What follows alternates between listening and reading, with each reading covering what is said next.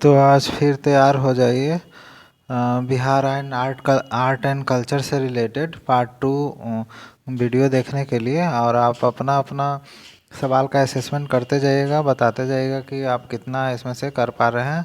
और ये रियली में आपके लिए यूज़फुल है बीपीएससी एग्ज़ाम्स पीटी के लिए, जो फॉर्थकमिंग एग्ज़ाम है उसके लिए कि नहीं, आप ज़रूर बताइएगा। तो चलिए, हमारा आशा है कि हर सवाल बहुत ही सोच समझ कर बनाया गया है और इस तरह का सवाल अक्सर एग्ज़ाम में आपको देखने को मिलेंगे।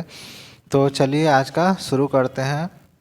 पहला सवाल, आप गुप्तकालीन मंदिरों में मणिनाग मंदिर कहाँ है? इसका दूसरा भाषा भी देख लीजिए। Where is Maninag temple the Gupta period temple situated? तो आप बताइए, ये मंदिर राजगीर में स्थित है। ठीक है। अब नेक्स्ट देखते हैं कि गुप्तकालीन अन्य मंदिर है जो बोध गया का महाबोधि मंदिर है, जो मंडलेश्वर या मुंडेश्वरी मंदिर, भभुआ नालंदा का विशाल मंदिर प्रमुख है। अब नेक्स्ट देखते हैं, गुप्तकालीन स्थापत्य कला का सर्वश्रेष्ठ नमूना नालंदा का विद्या केंद्र है। इसकी खोज किसने की थी? इंग्लिश में देखते हैं, who has discovered the best specimen of Gupta architecture the centre of learning of Nalanda? तो इसका सही आंसर है एलेक्जेंडर कनिंघम। ठीक है। और आगे आपको ये पता होगा कि इस महाविहार की स्थापना कुमारगुप्त ने की थी। कुमारगुप्त। फिर है कि नरसिंहगुप्त बाला द्वितीय ने नालंदा में एक भव्य महाविहार का निर्माण किया था। नरसिंहगुप्त बालादित्य। नेक्स्ट सवाल देखते हैं, किस कला ने कांस्य प्रतिमाओं के नवीन शैली को जन्म दिया? Which art gave rise to the new style of bronze statues? कांस्य प्रतिमाओं के नवीन शैली का जन्म किसने दिया? तो ये था पाल कला। फिर और इससे संबंधित देखते हैं कि इसका विकास किसने किया था? तो इसके विकास में धीमन और उसके पुत्र विट्ठल प्रमुख हैं। और पाल कला में ही, जैसा कि आपको पता होगा, उदंतपुरी और विक्रमशिला महाविहार का निर्माण हुआ था। नेक्स्ट सवाल देखते हैं, शेरशाह का मकबरा सासाराम में किस आकार में निर्मित है? आपको पता ही होगा शेरशाह का मकबरा सासाराम में है और जीटी रोड, बहुत सारा योगदान है इनका। इसको इंग्लिश में देखते हैं, इन विच शेप का नाम बताएं। In which shape Sher Shah tomb is built in Sasaram? इसका सही आंसर है अष्टकोणी। नेक्स्ट देखते हैं, मुगल शैली का सर्वश्रेष्ठ उदाहरण 1617 में निर्मित किसका मकबरा है? Whose tomb is built in 1617 which is the best example of Mughal style? Mughal काल का। तो इसका सही आंसर है दौलत खां का मकबरा। ये पता ही होगा कि अब जब पटना से आरा की तरफ जाते हैं तो ये मनेर जगह है, वहाँ पे मिलता है, मनेर में दौलत खां का मकबरा। अब आपको बताना है, इसी से संबंधित सवाल है, दौलत खां का मकबरा किसने बनवाया था? हु हैड बिल्ट द दौलत खान टॉम्ब? नाम बताइए। इसका नाम है अब्राहिम खान काकर। ठीक है। अब इसके बारे में थोड़ा सा और जानकारी ले लेते हैं। इसे जहांगीर के काल में बिहार के प्रांतपति अब्राहिम खान काकर ने लाल पत्थर से बनवाया था। ये ध्यान रखिएगा, ये हर सवाल को ऑब्जेक्टिव जैसा बनाना थोड़ा सा टाइम टेकिंग होता है। तो आपके इसमें दो दो सवाल देख रहे हैं कि दौलत खां का मकबरा किसने बनवाया था? अब्राहिम खान काकर। किसके काल में बनाया था? जहांगीर के काल में। और बना कैसे था? तो लाल पत्थर से। नेक्स्ट सवाल देखते हैं, मखदूम शाह का मकबरा कहाँ है? Where is Makhdoom Shah tomb situated? तो ये है चंपानगर, भागलपुर में एक जगह है चंपानगर। नेक्स्ट सवाल देखते हैं, सरस्वती हृदयालंकार किस विषय की पुस्तक है? Saraswati Hridayalankar book is related to which subject? किस सब्जेक्ट से संबंधित है? ये संगीत से संबंधित है। ठीक है। इसकी रचना कर्नाट राजवंश के संस्थापक नान्यदेव ने की थी। तो देखिए, इसमें दो तीन सवाल आपको एक ही साथ दिख गए कि सरस्वती हृदयालंकार का विषय क्या है? संगीत है। रचना किसने किया? कर्नाट वंश के संस्थापक। नाम क्या है? नान्यदेव। तो देखिए, एक एक सवाल में दो तीन मिक्स है, आप ध्यान देते जाएंगे तो more and more question you will get answer of more and more question. कवि कोकिल विद्यापति के आश्रयदाता कौन थे? Who was the pattern of कवि कोकिल विद्यापति? इनका नाम था राजा शिव सिंह। ठीक है। ये राजा शिव सिंह, ये महाराज कीर्ति सिंह की प्रशस्ति है। अच्छा, विद्यापति की प्रमुख रचना कौन सी है? विद्यापति की प्रमुख रचना कौन सी है? तो मेन जो है यहाँ पे तीन, देखिए यहाँ पे एक कॉमा छूटा है कि मेन जो रचना है इसमें से एक है कीर्तिलता, एक है कीर्ति पताका तथा तीसरा है पदावली। और जो कीर्तिलता है, ये जो कीर्तिलता बुक है, ये कीर्तिलता बुक है जो महाराजा कीर्ति सिंह की प्रशस्ति है, ये ध्यान रखना है, हम पहले बोल गए हैं। ठीक है, नेक्स्ट सवाल देखते हैं। विद्यापति ने संस्कृत मैथिली के अलावा पाठकों को पढ़ने हेतु किस भाषा में पुस्तकें लिखी? अंग्रेजी में देखिए इसको, in which language did Vidyapati write books for the readers other than Sanskrit और मैथिली? कई भाषा के ये विद्वान थे, तो ये अपभ्रंश या अबहट बोलते हैं कि जिसको लोकल लोग समझ सके, ऐसे भाषा में इन्होंने किताब लिखना शुरू किया था। अगला सवाल देखते हैं। राजेंद्र कॉलेज छपरा का प्रचार मनोरंजन प्रसाद सिन्हा का कौन गीत काफ़ी लोकप्रिय था? विच song by Manoranjan Prasad Sinha the principal of Chhapra college was very popular? इसका नाम था फिरंगिया। आप इसको ऐसे भी समझ सकते हैं कि फिरंगिया गीत के रचनाकार कौन है? तो मनोरंजन प्रसाद सिन्हा।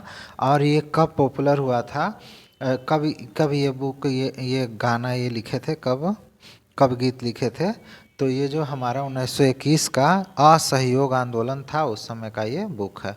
नेक्स्ट देखते हैं, बटोहिया गीत किसका है? हु कंपोज द सॉन्ग बटोहिया? इसका सही आंसर है रघुवीर नारायण।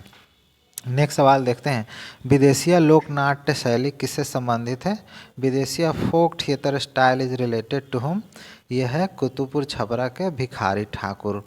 नेक्स्ट देखते हैं कि बिहार के गाथा गीतों में लोरिकायन किस रस का प्रतीक है? In the saga song of Bihar, Bihar का बहुत सारा गाथा गीत हैं, अभी आगे एक दो और मिलेगा। लोरिकायन है वो किस रस का प्रतीक है? तो देखिए लोरिकायन ये वीर रस का प्रतीक है।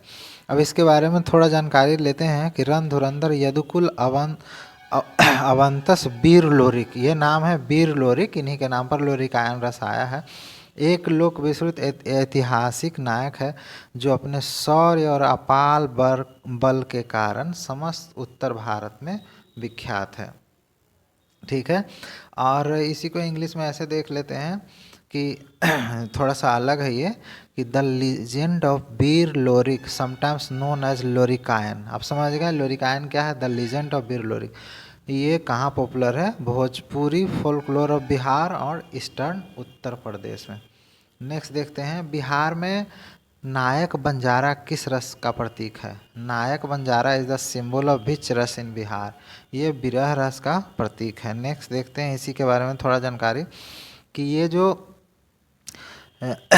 जो फोल्कलोर है ये सोमेनिक नाम के एक बिजनेसमैन और उसके वाइफ से संबंधित है। और ये फोल्क टेल जो है ये लव और सेपरेशन उन दोनों के बीच में हुआ था, उसी के विरह से संबंधित है। नेक्स्ट देखते हैं, बिहार में दीना भद्री किस रस का प्रतीक है? दीना भद्री, तो Dina Bhadri in Bihar is the symbol of which ras? अब इसमें एक चीज़ ध्यान देना है कि ये एक्चुअली में करुण रस है, लेकिन ज़्यादा राइटर लोग इसे वीर रस मानते हैं। अब कैसे मानते हैं अब आगे देखते हैं कि ये दीना भद्री दो भाई थे जो महादलित समुदाय के मुसहर जाति से थे। और दीना भद्री इसलिए मशहूर हुए क्योंकि गरीब लोग इनको मसीहा के रूप में देखते थे और ये राजा कनक सिंह धामी से उन्हें बचाते थे, उनके अत्याचारों के खिलाफ लड़ते थे। और ये नेपाल और तत्कालीन मिथिला में एक गांव है जोगियार नगर है, यहीं से इनका ओरिजिन है। नेक्स्ट देखते हैं, Nachari song in Maithil region is devoted to which god? Maithili क्षेत्र में नचारी गीत किस देवता को समर्पित है? बताइए, बहुत आसान सवाल है, ये शिव को समर्पित है। ठीक है, नेक्स्ट देखते हैं, who is the creator of Shiva song call नचारी? नचारी नामक शिव गीतों के रचनाकार कौन है? तो ये विद्यापति हैं। विद्यापति ही एक नया संगीत क्रिएट किए थे जिसको नचारी बोलते हैं, और ये इतना पॉपुलर हुआ कि इब्राहिम शाह जो जौनपुर के हैं वो उनका बहुत वो किए थे, बहुत बड़ाई किए थे, बहुत प्रेज किए थे। ठीक है, और इसी से संबंधित एक और फैक्ट देख लेते हैं कि एक विशिष्ट धुन में शिव की भक्ति की कई गीत है जो भक्तों ने डमरू के साथ, अब देखिए डमरू के साथ शिव के संगत में नृत्य करते हैं, उसे नचारी कहा जाता है। इसको इंग्लिश में देखते हैं, a number of songs of devotion to Shiva in a specific tune which devotees sings in dance in accompaniment of damru secured to Shiva and they are called Nacharis. और देखिए नेपाल में क्या फैशन हो गया था, नचारी इतना पॉपुलर हुआ कि अब नचारी जैसे शिव के लिए तो खास था, डमरू के साथ लोग करते थे। तो अब देखिए नचारी ऑफ विष्णु, नचारी ऑफ गणेशा, नचारी ऑफ सूर्य, नचारी ऑफ दुर्गा इत्यादि, इस नामों से ये इतना पॉपुलर हुआ था। नेक्स्ट देखते हैं, खेतों में धान रोपते समय कृषक मजदूरों द्वारा गाया व गाने वाला गीत क्या कहलाता है? इंग्लिश में सुनिए, what is the song sung by farmer labourers while planting paddy in the field?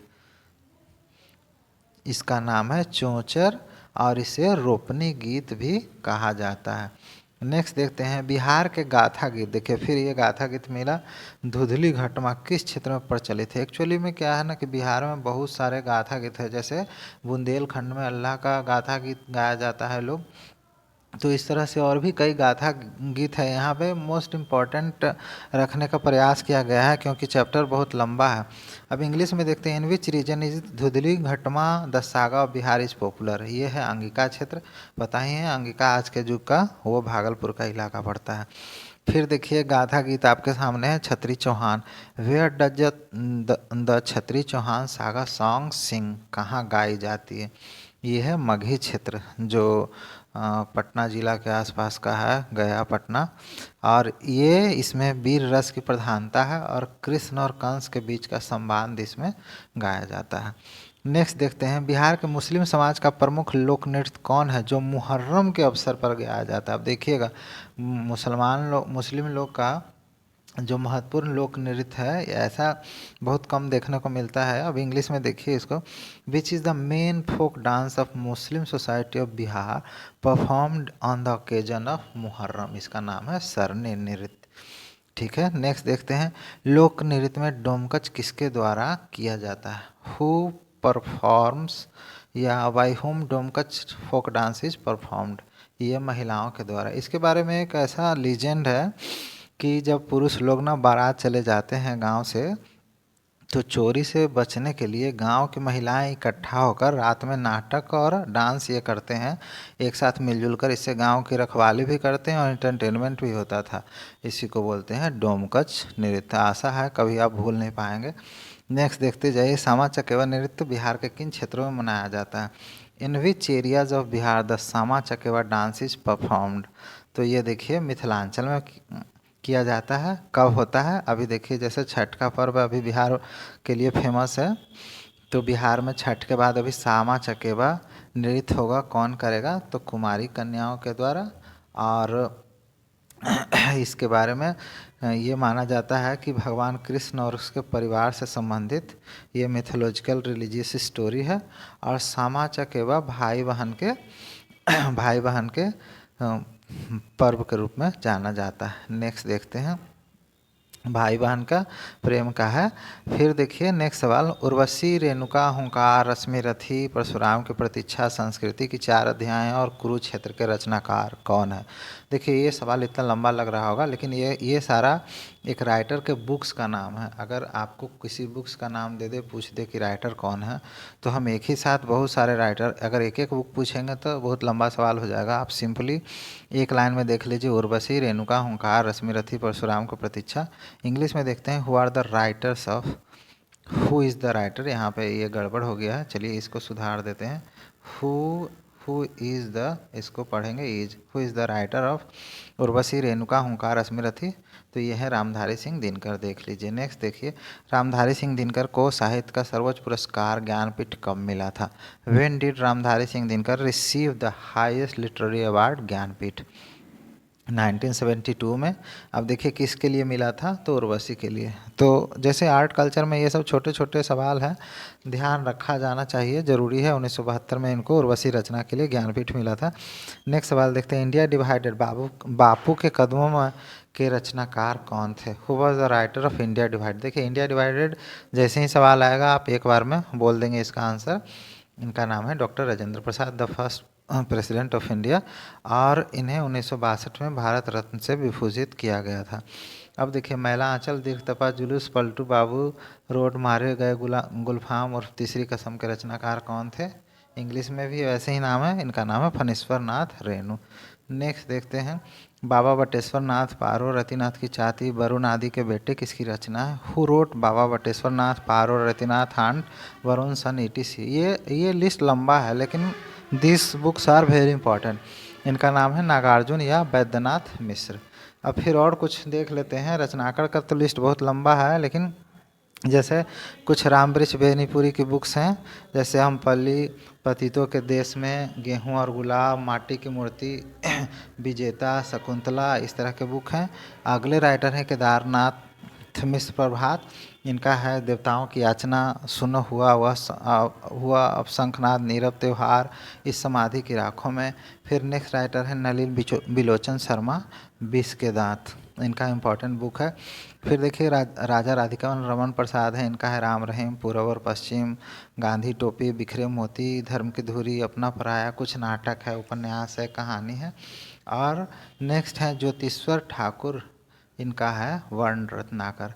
तो इस तरह से आज ये आर्ट एंड कल्चर बिहार का पार्ट 2 समाप्त हुआ, और पार्ट 1 ऑलरेडी अपलोड हो चुका है। आप अगर कोई मिस कर गए हैं तो देख लीजिएगा, और अगर वीडियो पसंद आया तो लाइक शेयर एंड सब्सक्राइब ज़रूर करेंगे। Thanks for watching.